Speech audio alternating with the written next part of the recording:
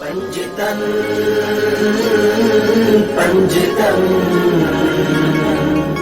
پنجتن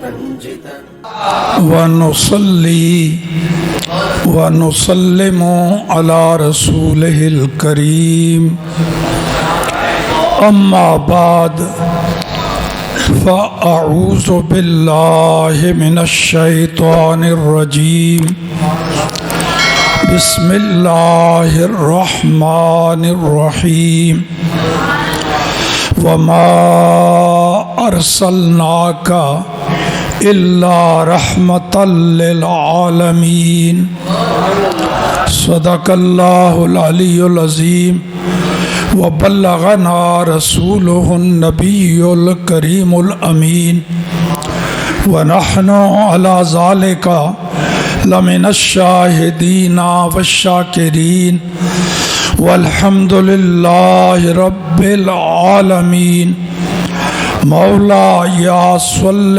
وسلم دائما ابدا على حبيبك خير الخلق كلهم الصلاة والسلام عليك يا سيدي یا رسول اللہ وعلی آلک و اصحابک یا سیدی یا حبیب اللہ۔ معزز و محترم سٹیج کی زینت بنے ہوئے علماء کرام، شیوخ، مشائخ، سادات اور میرے دائیں بائیں سامنے بیٹھے ہوئے علاقہ کے علماء، ائمہ، خطباء اور اس پاک محفل ذکر مصطفیٰ میں شرکت کی سعادت حاصل کرنے والے تمام عاشقان رسول و غلامان آل و اصحاب رسول، السلام علیکم ورحمۃ اللہ۔ یہ محفل ذکر مصطفیٰ ہے ایک عرس کے سلسلہ میں، ایک عظیم بزرگ عاشق رسول مخلص دین کے خادم کا عرس، حضرت قبلہ مولانا مفتی عبدالرحیم صاحب رحمۃ اللہ تعالی علیہ۔ پہلے ایک سوال کا جواب، بلکہ دو سوالوں کا جواب، اور پھر اس کے بعد آیت کریمہ جو پڑھی ہے وَمَا أَرْسَلْنَاكَ إِلَّا رَحْمَةً لِّلْعَالَمِينَ، اس پر مختصر سی گفتگو، اور گفتگو میری گھنٹوں کے حساب سے نہیں ہوتی، مجھے سننے والے جانتے ہیں منٹوں میں خطاب ہوتا ہے، گھنٹوں میں نہیں۔ اس واسطے کہ اگر میں 40,000 سال نبی پاک کی شان بیان کرتا رہوں، اللہ پاک مجھے اتنی زندگی دے اور موقع دے میں یہی کام کرتا رہوں، 40,000 سال رسول اللہ کی عظمت اور شان اور کمالات و معجزات بیان کرتا رہوں تو کیا حق ادا ہو جائے گا؟ نہیں ہوگا۔ 40,000 سالوں کے بعد بھی ہتھیار ڈالنے پڑیں گے، یہ کہنا پڑے گا آپ کی شان اور عظمت کو خدا ہی جانتا ہے۔ تو جب 40,000 سالوں کے بعد بھی حق ادا نہیں ہو سکتا تو پھر حاضری ہی لگوانی ہے نا، تو حاضری 40 منٹوں میں بھی لگ سکتی ہے، حق ادا نہیں ہو سکتا 40,000 سالوں میں، حاضری 40 منٹوں میں بھی لگوائی جا سکتی ہے، لہٰذا حاضری ہوگی۔ پہلے سوال کا جواب کہ جن بزرگوں کا عرس منا رہے ہو ان کا ذکر خیر آپ سب کی زبانوں پر ہے، ان کی باتیں کرتے ہیں، ان کا ذکر کرتے ہیں، ان کی یاد مناتے ہیں، یہ کیوں ہے؟ وہ تو دنیا سے چلے گئے، تو آپ کی زبانوں پر ان کا چرچا کیوں ہے؟ اور دوسرا سوال کہ آپ کے دلوں میں ان کی محبت کیوں ہے؟ وہ تو دنیا سے چلے گئے، یہ محبت ہے اور تبھی آپ ان کی یاد مناتے ہیں، ان کا عرس ہر سال کرتے ہیں، یہ دلوں میں محبت کی دلیل ہے۔ تو میں نے ان دونوں سوالوں کا جواب قرآن پاک سے دینا ہے۔ ذکر کیوں ان کا کرتے ہو جن کا عرس منا رہے ہو؟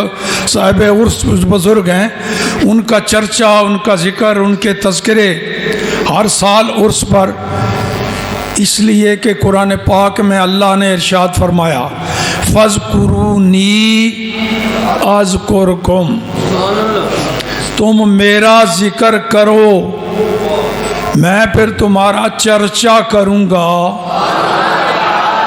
یہ رب کریم کا فرمان ہے، تم میرا ذکر کرو میں تمہارا چرچا کروں گا۔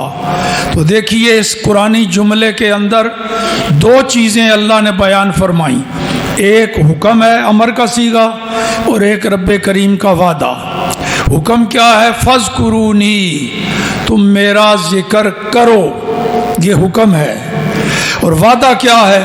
اگر تم میرا ذکر کرو گے تو پھر اذکرکم، میں پھر تمہاری دھوم مچا دوں گا، تمہارا چرچا کر دوں گا۔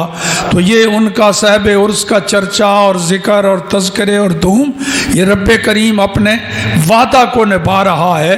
انہوں نے ساری زندگی رب کا ذکر کیا، فَاذْكُرُونِی پر عمل کیا، اب رب کریم اذکرکم کا مظاہرہ فرما رہا ہے۔ اور دلوں میں محبت یہ بھی اس لیے قرآن پاک میں اللہ نے فرمایا ان الذین آمنوا وعملوا الصالحات سیجعل لهم الرحمن ودا، بے شک وہ لوگ جو پکے مومن اور نیک کام کیے اللہ تعالیٰ ان کی محبت دلوں میں ڈال دیتا ہے۔ تو صاحب عرس جن کا عرس بنا رہے ہیں آپ ہر سال مناتے ہیں، انہوں نے کامل ایمان کے ساتھ نیک عمل کیے تو رب کا وعدہ ہے ان کی محبت دلوں میں ڈال دی اس نے۔ تو یہ دلوں میں محبت قیامت تک ان کے ذکر میں بھی کمی نہیں آئے گی، ان کی محبت میں بھی کمی نہیں آئے گی، کیوں؟ ان کا ذکر بھی رب کرا رہا ہے اور دلوں میں محبت بھی رب ڈال رہا ہے۔ اب آئیے قرآن پاک کی آیت کریمہ پڑھی وما ارسلناک الا رحمۃ للعالمین، وما ارسلناک الا رحمۃ للعالمین۔ اس کا ایک مرادی معنی ہے اور ایک ترکیبی معنی ہے۔ مرادی معنی تو یہی ہے، اللہ اپنے محبوب کو فرما رہا ہے محبوب ہم نے تجھے سارے جہانوں کے لیے رحمت بنا کے بھیجا ہے، مراد یہی ہے، مفہومی ترجمہ یہی ہے، مرادی معنی بھی یہی ہے۔ اے محبوب ہم نے تجھے سارے جہانوں کے لیے رحمت بنا کے بھیجا ہے۔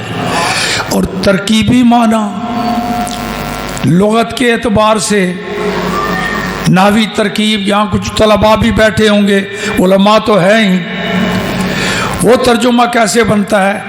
واو کا معنی ہے اور، ما نہیں، ما کا معنی کیا؟ نہیں، ارسلناک ہم نے تجھے بھیجا، اور نہیں ہم نے تجھے بھیجا، حالانکہ بھیجا ہے، رب نے ہی بھیجا ہے نا اپنے محبوب کو، سارے نبیوں کو اسی نے بھیجا۔ اس کے بھیجنے کا ایک دستور چلا آیا، ہر نبی کو بھیجتا ہے دو شرطیں لگا کے، مدت اور عرصہ بھی بتا کے بھیجتا ہے، اتنے عرصے کے لیے تجھے بھیج رہا ہوں، 50 سالوں کے لیے، 100 سالوں کے لیے، 500 سالوں کے لیے، اور سب سے لمبا عرصہ نوح علیہ السلام کو 950 سالوں کے لیے، پھر تجھے بلا لوں گا تیری جگہ اور نبی بھیج دوں گا۔ اور دوسری شرط یہ کہ علاقہ بھی بتا کے بھیجتا ہے، تجھے فلاں علاقے کا، فلاں بستی کا، فلاں شہر کا، فلاں قوم کا نبی بنا کے بھیج رہا ہوں، دوسری قوم کے لیے نبی اور بھیجوں گا۔ تو یہ دو شرطیں، یہ اللہ کا بھیجنے کا ایک دستور چلا آیا۔ تو اللہ کریم فرما رہا ہے محبوب اور نہیں بھیجا ہم نے تجھے، یعنی محبوب جیسا ہم نے پہلوں کو بھیجا ہے، تجھ سے پہلے 1.25 لاکھ کو بھیجا ہے، تجھے اس طرح نہیں بھیجا۔ ان دونوں شرطوں کو اڑا دیا، نہ کوئی زمانے کی قید ہے نہ کوئی علاقے کی قید ہے، محبوب تجھے اس طرح نہیں بھیجا جس طرح پہلوں کو بھیجا ہے، تجھے کل کائنات اور سارے جہانوں کے لیے رحمت بنا کے بھیجا ہے۔ تو ترجمہ مفہومی کریں تب بھی بڑی لذت، اور ترجمہ اس کا لفظی کریں تب بھی بڑی لذت۔ تو محبوب خدا کو اللہ نے سارے جہانوں کے لیے رحمت بنا کے بھیجا۔ اور یاد رکھیں باقی نبیوں میں اور ہمارے آقا میں کئی وجوہ سے فرق ہے۔ نبوت اللہ نے کوئی تقریباً 1,24,000 سوا لاکھ کے قریب نبیوں کو نبوت عطا فرمائی۔ تو ہر نبی تاجدار نبوت ہوا کہ نہیں؟ نبوت کا تاج ملا؟ میری تقریر جو ہے وہ ملی جلی، صرف علماء کے لیے بھی نہیں اور صرف عوام کے لیے بھی نہیں، ذرا ملی جلی ہوگی۔ کوئی بات علماء سے تعلق رکھتی ہے، کوئی عوام سے۔ کوشش کروں گا کہ جو علماء سے تعلق رکھتی ہے اس کا بھی لہجہ اور اسلوب عوامی ہو تاکہ سمجھ سب کو ساری بات آئے۔ تو اللہ تعالیٰ نے سوا لاکھ کے قریب نبیوں کو بھیجا، جس کو نبوت کا تاج عطا فرمایا، نبی بنایا، وہ تاجدار نبوت ہو گیا۔ تو تاجدار نبوت تو کوئی سوا لاکھ کے قریب ہو گئے، لیکن تاجدار ختم نبوت صرف ایک۔ تاجدار ختم نبوت، تاجدار ختم نبوت، تاجدار نبوت 1,24,000 سوا لاکھ کے قریب، اور تاجدار ختم نبوت صرف ایک، وہ ہے ہمارے آقا محمد الرسول اللہ۔ آگے چلنے سے پہلے ایک درمیان میں آپ نے سوال کھڑا کر دیا یہ نعرہ لگا کے۔ دیکھیے جن نعروں کا جواب ہے زندہ باد، وہ نعرے آپ لگاتے ہیں صرف ایک دفعہ جواب میں زندہ باد کہتے ہیں، صرف ایک دفعہ، مگر یہ نعرہ جو لگایا اس کے جواب میں ڈبل زندہ باد کہتے ہو۔ دیکھو نا جی، پاکستان زندہ باد، قائد اعظم، محدث اعظم پاکستان، غزالی زماں، داتا صاحب، ایک ہی دفعہ زندہ باد، مگر تاجدار ختم نبوت یہ ڈبل زندہ باد کیوں؟ اس میں بھی کوئی راز ہے نا؟ اور یہ چسکا تمہیں تمہارے بابا جی اور میرے پیارے شاگرد نے ڈالا ہے۔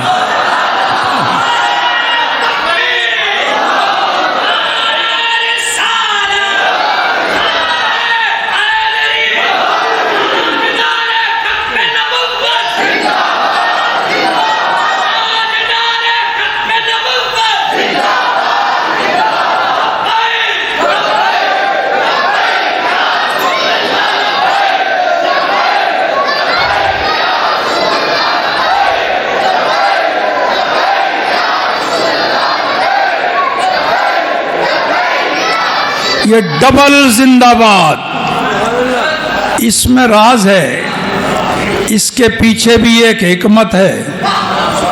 دیکھیے قرآن پاک کا ایک واقعہ آپ کے سامنے، صرف اشاروں میں۔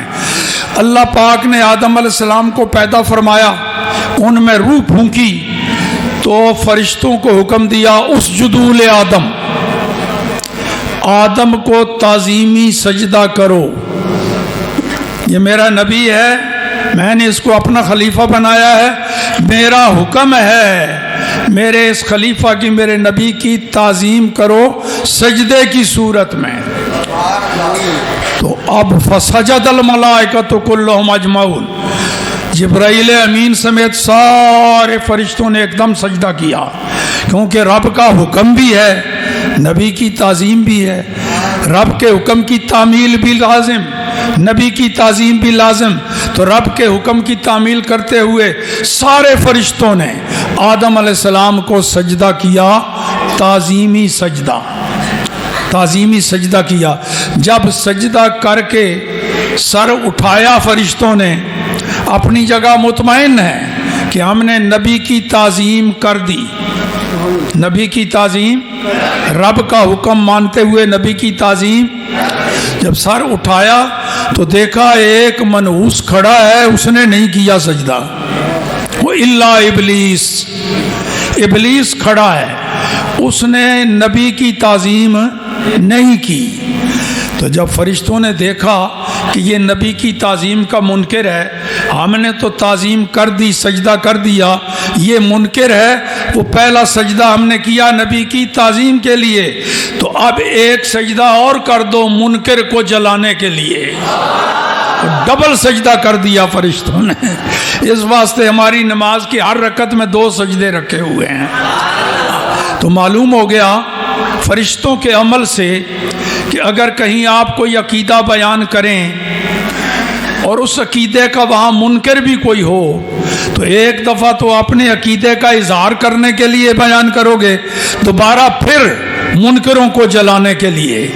تو حیات النبی ہمارا عقیدہ ہے، نبی زندہ ہے، تو پہلی بار زندہ باد ہم اپنے عقیدے کو ظاہر کرنے کے لیے، حیات النبی کا اعلان کرنے کے لیے، اور دوبارہ پھر زندہ باد حیات النبی کے منکروں کو جلانے کے لیے، ڈبل زندہ باد۔ لو جی، تو تاجدار نبوت تو ہوگا کوئی 1.25 لاکھ، تاجدار ختم نبوت صرف ایک، وہ ہے وَمَا أَرْسَلْنَاكَ إِلَّا رَحْمَةً لِّلْعَالَمِينَ۔ اس میں بھی ہے ہر نبی رحمت بن کے آیا۔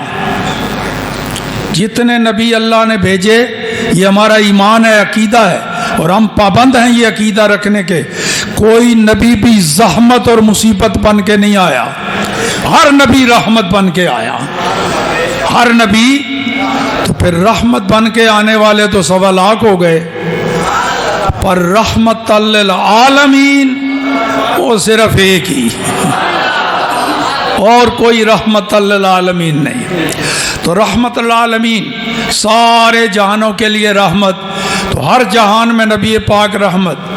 عالم ارواح میں تھے، موٹے موٹے مشہور جہان 4 ہیں، ویسے کل جہان 18,000 ہیں۔ کل جہان کتنے ہیں؟ 18,000، لیکن جو مشہور بڑے جہان ہیں وہ 4 ہیں، عالم ارواح، عالم دنیا، عالم برزخ اور عالم معاشر۔ عالم ارواح وہ جہان ہے پیدا ہونے سے پہلے جو جس جہان میں رہتا ہے، پیدائش سے پہلے، اس جہان کا نام ہے عالم ارواح۔ ہم بھی پیدا ہونے سے پہلے اسی جہان میں تھے، اور آدم علیہ السلام جب پیدا ہوئے تو عالم ارواح میں ساری روحوں کو اللہ نے جمع کر کے پوچھا، الست بربکم، کیا میں تمہارا رب نہیں ہوں؟ قالوا بلا، سب نے کہا کیوں نہیں، تو ہمارا رب ہے۔ وہ ہے عالم ارواح۔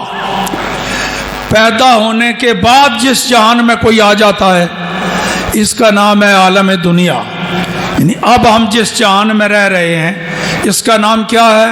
عالم۔ اور مرنے کے بعد جس جہان میں کوئی پہنچ جاتا ہے اس کا نام ہے عالم برزخ۔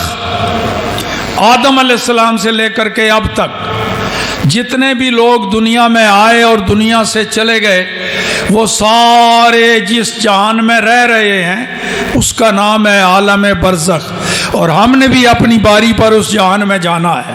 اور چوتھا جہان ہے عالم معاشر، قیامت والا جہان۔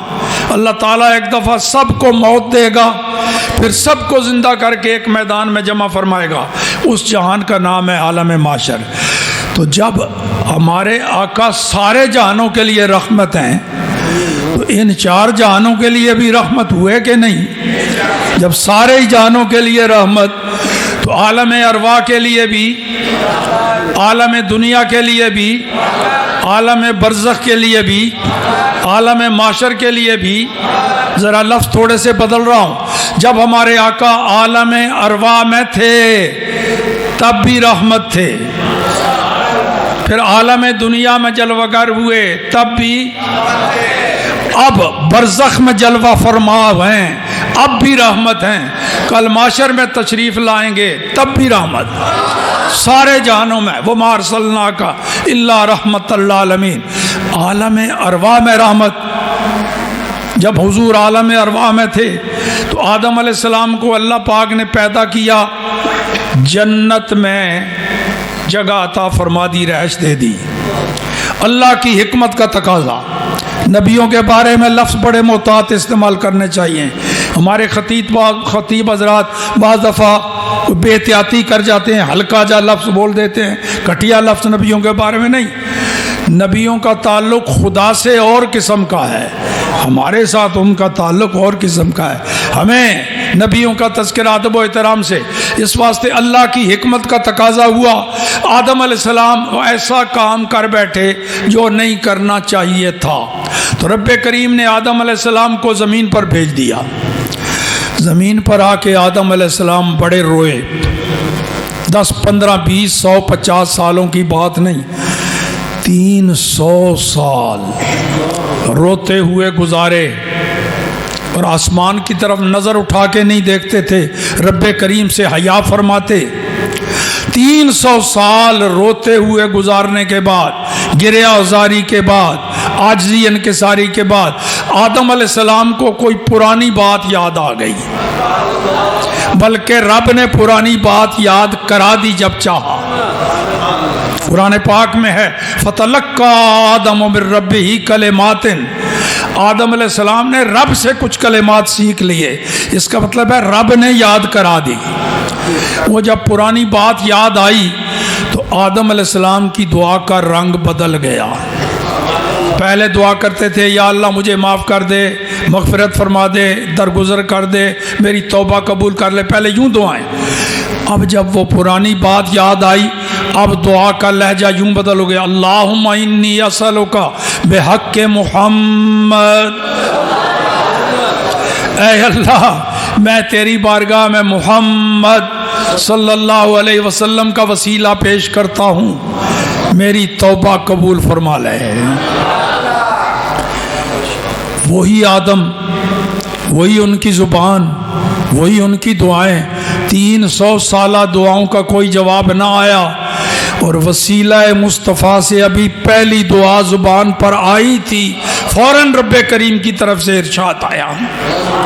اس کا مطلب ہے جس دعا میں وسیلہ مصطفیٰ ہو وہ فوراً اللہ کی بارگاہ میں پہنچتی ہے، قبول ہوتی ہے۔ یہ سبق ہمیں ہمارے ابا جی نے، آدم علیہ السلام نے پڑھایا۔ اللہ اکبر۔ رب کریم نے کیا فرمایا؟ اے آدم، کہ محمد کون ہے اور تو ان کو کب سے پہچانتا ہے جن کا وسیلہ پیش کر رہا ہے؟ حدیث موجود ہے مستدرک امام حاکم میں، اور اس کا فارسی میں ترجمہ کر دیا صاحب روضۃ الاحباب نے۔ میں وہ فارسی عبارت پڑھ دیتا ہوں، حدیث کا ترجمہ فارسی میں اور آگے اردو اور پنجابی میں بھی آپ کے سامنے کر دیتا ہوں۔ آدم علیہ السلام نے عرض کی، خداوندا چوں مورا پیدا کردہ بودی دیدم بر ساکہائے عرش و بر ابواب بہشت و در چشمہائے حوران و غلمان نوشتہ بود لا الہ الا اللہ محمد الرسول اللہ۔ اے اللہ، جب تو نے مجھے پیدا فرمایا تھا، میں نے آنکھ کھولی، عالم بالا کی جس شے کو میں نے دیکھا اس پر یہ کلمہ لکھا ہوا تھا، یہ کلمہ طیبہ لا الہ الا اللہ محمد رسول اللہ تیرے عرش پہ دیکھا لکھا ہوا تھا، جنت کے 8 دروازوں پہ دیکھا لکھا ہوا تھا، حوران و غلمان کی پیشانیوں پہ لکھا ہوا تھا لا الہ الا اللہ محمد رسول اللہ۔ اس کلمے میں 2 نام ہیں، اور ان دونوں ناموں کو تو نے جوڑ کے لکھا ہے، درمیان میں لفظ اور کوئی نہیں۔ کلمہ طیبہ پر غور کریں نا جی، اللہ کا نام ہے اور محمد رسول اللہ کا نام، اللہ اور محمد دونوں جڑے ہوئے ہیں، درمیان میں اور کوئی لفظ نہیں۔ اللہ ہو کی ہے کے فوراً بعد محمد کی میم آ جاتی ہے، درمیان میں کوئی لفظ نہیں۔ تو آدم علیہ السلام عرض کرتے ہیں ازاں جادانستم، محبوب ترین خلق نزد تو ہوست، یا اللہ میں وہاں سے سمجھ گیا تھا ساری کائنات میں سب سے بڑا تیرا محبوب وہی ہے جس کا نام تو نے اپنے نام کے ساتھ ملا کے لکھا ہے، اس واسطے میں نے ان کا نام تیری بارگاہ میں پیش کیا۔ رب کریم نے فرمایا آدم تورا آمرزیدم، توبہ تورا قبول کر دھم، اے آدم بخش دیا تجھے، توبہ قبول ہو گئی۔ کیوں؟ جس محبوب کا تو نے وسیلہ پیش کیا، اس کا وسیلہ پیش کرنے والے کی دعا کو میں رد نہیں کرتا۔ اور فرمایا آدم یہ صرف تیرے لیے نہیں، تیری اولاد میں سے بھی اگر کوئی اس محبوب کا وسیلہ پیش کرے گا ان کی توبہ بھی قبول کروں گا۔ وعزت و جلال من، مجھے قسم ہے میری عزت اور جلال کی، وعزت و جلال من ہر کے از اولاد تو توسل بعوج و ید اورا مرزم و توبہ اورا قبول کنم، مجھے قسم ہے میری عزت اور جلال کی، تیری اولاد میں سے بھی جو کوئی بھی اس محبوب کا وسیلہ پیش کرے گا سب کے گناہ بخشوں گا، سب کی توبہ قبول کروں گا۔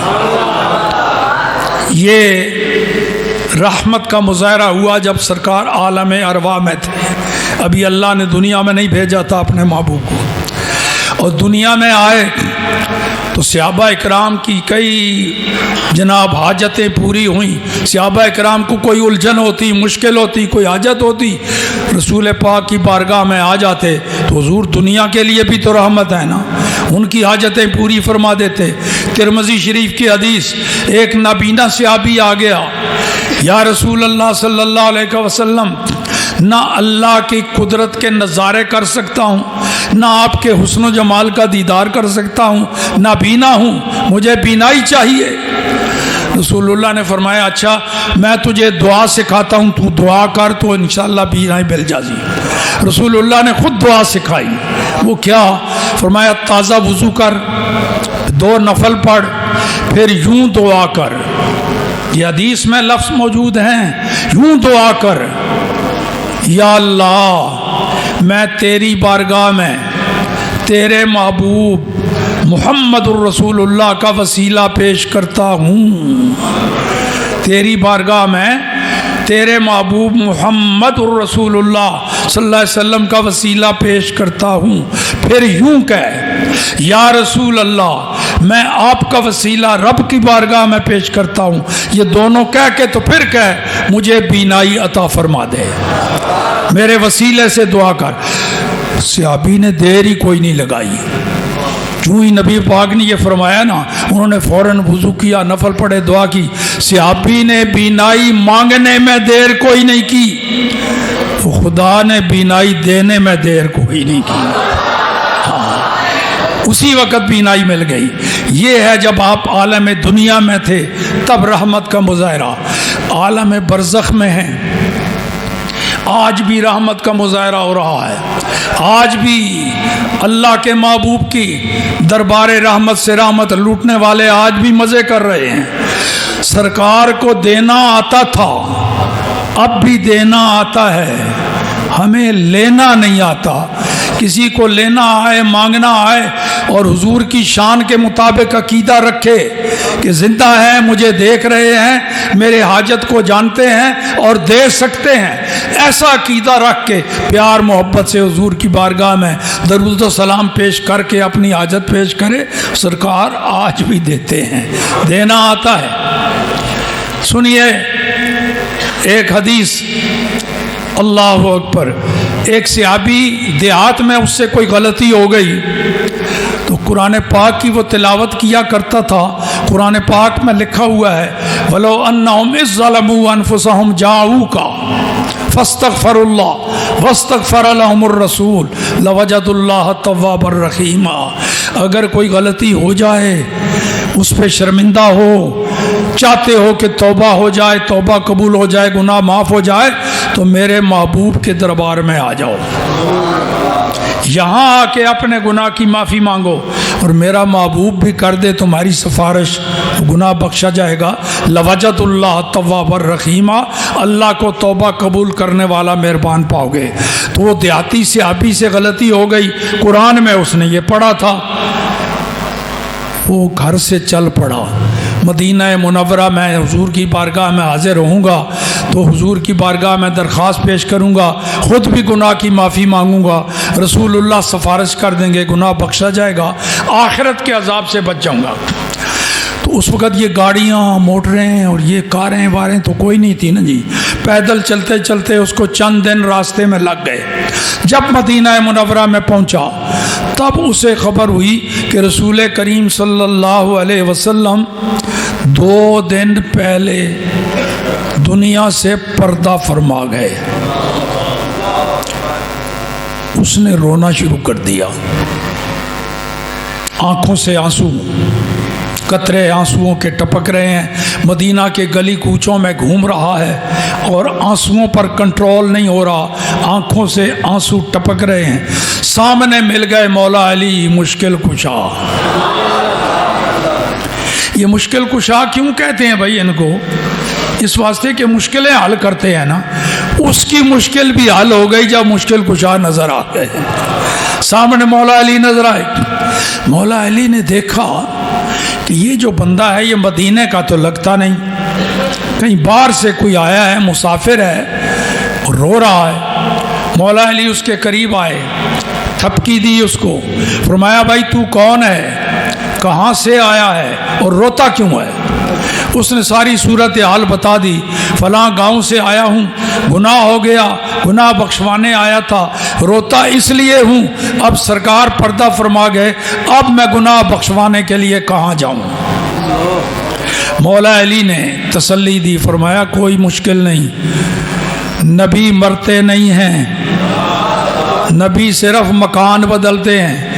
इस मकान से उस मकान में जलवा फरोज हो गए, जैसे पहले जिंदा थे आज भी जिंदा है, पहले भी गुलामों पर नज़र थी आज भी नज़र है, पहले भी करम नवाजी फरमाते थे आज भी करम नवाजी। चला जा रसूलुल्लाह की कब्र अनवर पर जाके सलाम अर्ज करना, और सलाम अर्ज करने के बाद यूं गुफ्तगू करना जैसे रसूलुल्लाह तेरे सामने बैठे होते तो तूने बात करनी थी, उसी तरह बात करना। और ये अकीदा रख ले, वो तुझे नजर नहीं आ रहे, तू उन्हें नजर आ रहा है, तेरी बात सुन रहे हैं, तेरी हाजत जानते हैं, मुश्किल कुशाई करेंगे, जा। उसे कुछ हौसला पड़ गया, नबी पाक की कब्र अनवर पर गया, कदमैन शरीफैन की तरफ सलाम अर्ज़ किया और अर्ज़ कर दी या रसूल अल्लाह सल्लल्लाहु अलैहि वसल्लम। क्या कहा? या रसूल अल्लाह सल्लल्लाहु अलैहि वसल्लम। गोया कि हुजूर सामने मौजूद हैं और उसकी बात सुन रहे हैं। या रसूल अल्लाह, आपको तो पता है ना मुझसे ऐसी गलती हो गई, बख्शवाने के लिए आपकी बारगाह में हाजिर हुआ हूँ, तो आप मेरी सिफारिश कर दीजिए, मैं गुनाह की माफ़ी मांगता हूँ, सिफारिश कर दीजिए ताकि अल्लाह मेरा गुनाह दुनिया में माफ़ कर दे, आखिरत की पकड़ से बच जाऊँ। तो हदीस के आखिरी कलिमात हैं, नूदिया मिन कब्र ही कद गुफिरा लक। रसूलुल्लाह की कब्र के अंदर से आवाज़ आई, जा तेरा गुनाह बख्श दिया गया है। ये है जब आप आलम बरज़ख में हैं। और कल मैदान माशर में तशरीफ़ लाएंगे, आलम माशर चौथा जहान, वहाँ भी यही होगा। हदीस बुखारी शरीफ की, सख्त गर्मी पड़ेगी। ये सूरज जो है करोड़ों मील दूर है, करोड़ों मील, तो अब भी इसकी तपश होती है तो नाकाबिले बर्दाश्त हो जाती है। उस वक़्त तो सवा नेज़े पे आ जाएगा, सरों के करीब आ जाएगा, अंदाज़ा लगाएं फिर उसकी तपश का आलम क्या होगा। हर किसी के जिस्म से पसीना बह रहा होगा, लोग परेशान हाल हो के एक दूसरे की तरफ देखेंगे, कहेंगे कोई सिफारिशी ढूंढो, इस गर्मी से नजात मिले, हिसाबो किताब तो शुरू हो, कोई सिफारिशी ढूंढो जो सिफारिश करे, इस गर्मी से अल्लाह हमें नजात दे। उन्हीं में से कोई बोलेगा। जो बाप होता है ना, बाप, वो अपनी औलाद पर बड़ा मेहरबान होता है। चलो सारे मिल के अपने अब्बा जी के पास चलते हैं, आदम अलैहिस्सलाम के पास चलते हैं, वो हमारे बाप हैं, हम उनकी औलाद हैं, वो हमें इस हाल में देखेंगे ज़रूर हमारी सिफारिश कर देंगे, क्योंकि वो बाप हैं, बाप औलाद पे बड़ा मेहरबान होता है। तो सारा जलूस जाएगा आदम अलैहिस्सलाम की बारगाह में, उन्हें वसीला बनाने के लिए, रब की बारगाह में वसीला बनाने के लिए, उनसे दुआ कराने के लिए। जो वसीले के कायल हैं, मानते हैं वसीला, वो तो होंगे ही, और जो यहाँ वसीले के मुनकर हैं वहाँ वो भी साथ होंगे, वहाँ वो मान जाएंगे। यहाँ वसीले के मुनकर हैं, वहाँ मान जाएंगे, मगर वहाँ का मानना काम नहीं देगा। وہاں کا ماننا کام اسے ہی دے گا جو یہاں مانتا ہے. اس واسطے اعلیٰ حضرت نے فرمایا آج لے ان کی پناہ، آج لے ان کی پناہ، آج مدد مانگ ان سے، وقت ہے، موقع ہے. پھر نہ مانیں گے قیامت میں، اگر مان گیا پھر تو مانے گا، وہ نہیں مانیں گے، لیکن اس دن وہ بھی ساتھ ہوں گے. آدم علیہ السلام کی بارگاہ میں بابا جی ہماری سفارش کرو، گرمی سے نجات ملے اور اللہ تعالیٰ حساب و کتاب شروع کرے. آدم علیہ السلام دو باتیں فرمائیں گے. نمبر ایک، آج اللہ کی صفت غضب کا مظاہرہ ہو رہا ہے، آج رب کریم کی بارگاہ میں تمہاری سفارش کرنے سے قاصر ہوں، میں نہیں کر سکتا، میری جرت نہیں پڑتی. اور دوسری بات فرمائیں گے اذهبوا الی غیری، کسی اور کے پاس جاؤ. یہ جملہ سمجھ میں آ رہا ہے؟ کسی اور کے پاس جاؤ. اشارہ دے نہیں رہے کہ میں تو نہیں کر سکتا، مگر یہ بھی نہیں کہ کوئی بھی نہیں کر سکتا، کوئی ہے جو کر سکتا ہے، جاؤ ڈھونڈو، کسی اور کے پاس جاؤ. یہ اشارہ دے دیں گے اذهبوا الی غیری. اب پھر سارے نبیوں کی بارگاہ میں باری باری ہوتے آئیں گے، سب نبیوں کی بولی یہی ہوگی اذهبوا الی غیری، کسی اور کے پاس جاؤ، میں نہیں کر سکتا، کسی اور کے پاس جاؤ. 1.25 لاکھ کے قریب نبیوں کے درباروں سے ہوتے ہوئے پہنچیں گے دربار رحمت للعالمین میں. وہاں جب پہنچیں گے تو بولی بدل جائے گی، وہ بولی نہیں ہوگی جو باقی نبیوں کی تھی. سارے نبی فرما رہے تھے کسی اور کے پاس جاؤ، ہمارے آقا فرمائیں گے آنا لہا، اور اس کام کے لیے تو اللہ نے پیدا ہی مجھے کیا ہے. شفاعت کبریٰ کا تاج میرے سارے، آؤ تمہاری سفارش کرتا ہوں. نبی پاک مقام محمود پر جلوہ گر ہو جائیں گے، سر سجدے میں رکھ کے حضور فرماتے ہیں ایسی حمد کروں گا، ایسی حمد و ثنا میرے علاوہ اور کوئی اس طرح کی حمد کر سکتا ہی نہیں. پھر کیسا شاندار نظارہ ہوگا، کیا ہوگا وہ منظر، محبوب خدا کی عظمتوں کا مظاہرہ. رب فرمائے گا ارفع راسک یا محمد، محبوب بہت ہو گئی میری حمد و ثنا، تو نے کمال کر دیا، اب سر اٹھا سجدے سے، سل توتا وشفا تشفا، میرے محبوب تو مانگتا جا میں دیتا جاتا ہوں، تو سفارش کرتا جا میں قبول کرتا جاتا ہوں.